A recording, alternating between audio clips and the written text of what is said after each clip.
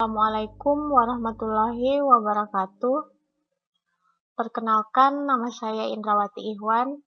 Pada kesempatan kali ini, saya akan menjelaskan tentang penerapan e-learning dalam bidang pendidikan. Pertama yang harus kita ketahui tentang apa itu e-learning. E-learning yaitu metode pembelajaran yang dilakukan dengan bantuan elektronik, misalnya komputer, laptop, tablet, smartphone, dan juga alat elektronik lainnya yang terhubung dengan jaringan internet. Kemudian, learning mempunyai dua tipe, yaitu sinkronus dan asinkronus. Sinkronus training sendiri dilakukan pada waktu yang bersamaan, di mana dosen dan para siswanya melakukan proses pembelajaran secara bersamaan. Jadi interaksinya dapat berlangsung di saat yang sama. Kemudian asinkronus training yaitu pembelajaran yang dilakukan pada waktu yang tidak bersamaan. Misalnya dosen mengupload materi waktu sekarang dan kemudian pelajar mendownload materi yang diberikan dosen pada waktu yang berbeda. Kemudian pada e-learning sendiri dibagi menjadi 7 lapisan user management, yaitu administrator. Di sini administrator berfungsi untuk mengatur secara keseluruhan dari e-learning tersebut. Kemudian course creator di sini membantu para pengajar untuk menggunakannya. Kemudian ada teacher atau pengajar. Di sini tugas seorang pengajar yaitu memberikan materi dan mengatur jalannya aktivitas dalam proses belajar mengajar. Kemudian ada non-editing teacher. Di sini membantu para pengajar.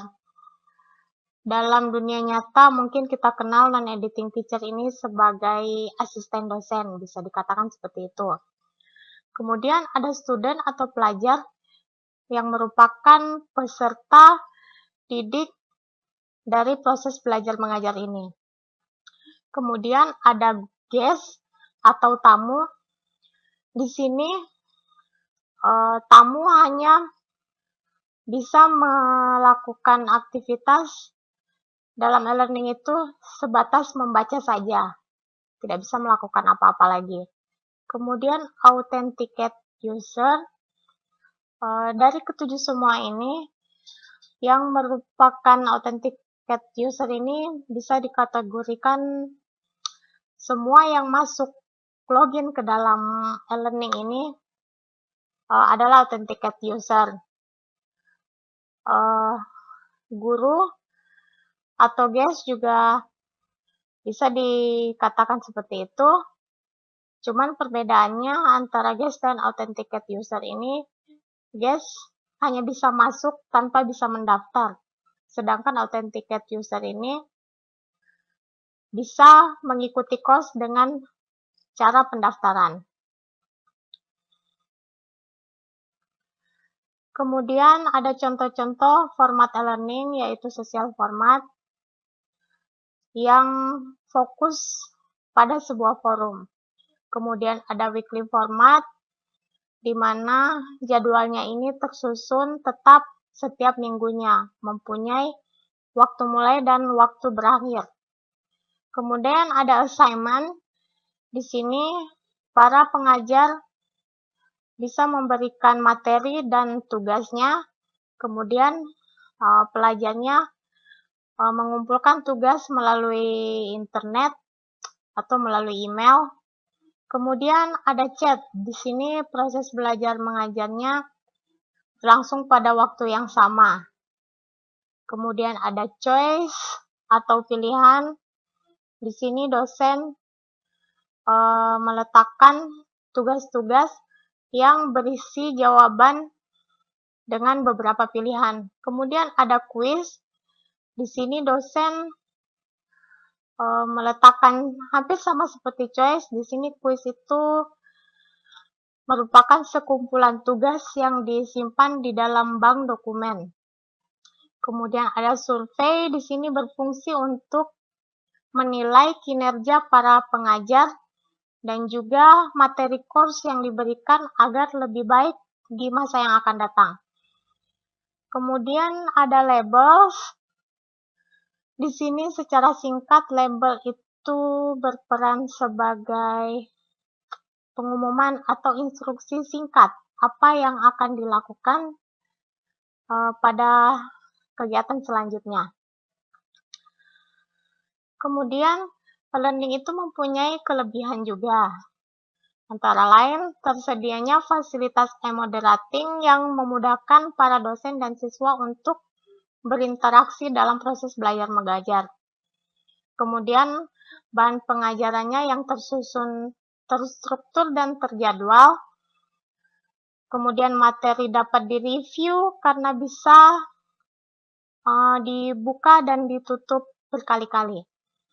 Kemudian, diskusinya tidak langsung, di mana waktu antara dosen dan siswa itu bisa dilakukan dalam waktu yang tidak bersamaan. Lebih aktif di sini maksudnya mahasiswanya pasti akan lebih aktif untuk mencari materi agar tidak tertinggal. Kemudian hemat biaya karena tidak memerlukan ruang, alat tulis, meja, bangku, dan sebagainya, sehingga dapat menghemat biaya. Kemudian ada pun kekurangan e-learning, yaitu menghambat pembentukan value antara pengajar dan pelajarnya. Tumbuhnya aspek komersial cenderung mengarah ke pelatihan dengan melupakan aspek pendidikannya, kurangnya motivasi belajar yang akan mengakibatkan ketertinggalan maupun kegagalan dari siswa. Kemudian jaringan internet di sini maksudnya jika jaringan internetnya lelet atau lambat, maka akan menghambat para siswa untuk mendapatkan materi dan juga mengumpulkan tugas. Adapun konsep learning itu sendiri yaitu penyediaan kelas-kelas baru setara dengan konvensional. Hanya di sini kelasnya itu bersifat virtual. Kemudian sebelum menggunakan e-learning sebaiknya diadakan uji coba sistem, yaitu kecepatan. Pengujiannya dengan membandingkan kecepatan akses melalui jaringan komputer lokal, jaringan intranet, dan juga jaringan internet menggunakan beberapa web browser. Kemudian struktur link dan kompatibilitas browser. Di sini kompatibilitas browser itu pengujiannya dilihat dari sisi pemakai untuk memastikan bahwa pengguna dapat mengakses informasi dengan baik. Ini merupakan contoh gambar aplikasi e-learning, yaitu synchronous training, yaitu proses belajar mengajar menggunakan webcam di sini antara dosen dan siswanya, menggunakan suara, webcam, dan juga chatting dilakukan pada waktu yang bersamaan. Ini contoh dari learning asynchronous training, di mana ada tampilan login dan juga tampilan tempat berlangsungnya proses belajar mengajar. Mungkin kesimpulan dari materi ini yaitu e-learning dapat membantu para siswa untuk mengefisiensikan waktunya dan juga biaya, serta dapat mengakses dan belajar kapanpun dan dimanapun, sehingga sangat membantu bagi para siswa yang pada saat itu tidak dapat mengikuti pelajaran secara langsung, sehingga dapat mengakses materinya di waktu yang akan datang, sehingga tidak mengalami ketertinggalan materi dan pelajaran. Mungkin sekian dulu penyampaian tentang e-learning ini. Kurang dan lebihnya mohon dimaafkan.